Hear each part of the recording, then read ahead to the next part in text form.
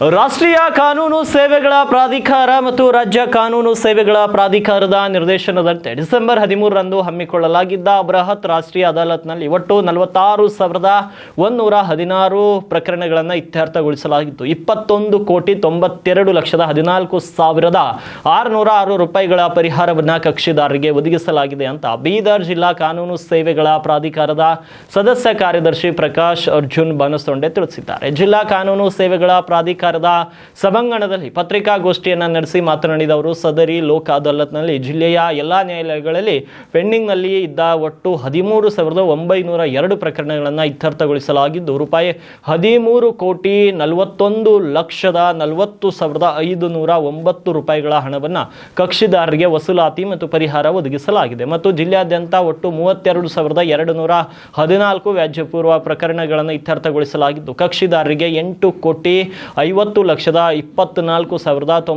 ರೂಪಾಯಿಗಳ ಹಣವನ್ನು ವಸೂಲಾತಿ ಮತ್ತು ಪರಿಹಾರವಾಗಿ ಒದಗಿಸಲಾಗಿದೆ. ಅದೇ ರೀತಿ ಜಿಲ್ಲೆಯಾದ್ಯಂತ ಈ ಲೋಕ ಅದಾಲತ್ನಲ್ಲಿ ವೈವಾಹಿಕ ವ್ಯಾಜ್ಯಗಳನ್ನು ಇತ್ಯರ್ಥಪಡಿಸಿ ಸಂಧಾನದ ಮೂಲಕ 9 ಜೋಡಿಗಳಿಗೆ ರಾಜಿ ಸಂಧಾನದ ಮೂಲಕ 1 ಮಾಡಲಾಗಿದೆ ಹಾಗೂ ನ್ಯಾಯಾಲಯಗಳಲ್ಲಿ ಬಾಕಿ ಇರುವ ಒಟ್ಟು 13 ಹಳೆಯ ಪ್ರಕರಣಗಳನ್ನು ಇತ್ಯರ್ಥಪಡಿಸಲಾಗಿದೆ ಅಂತ ಮಾಹಿತಿಯನ್ನು ನೀಡಿದರು.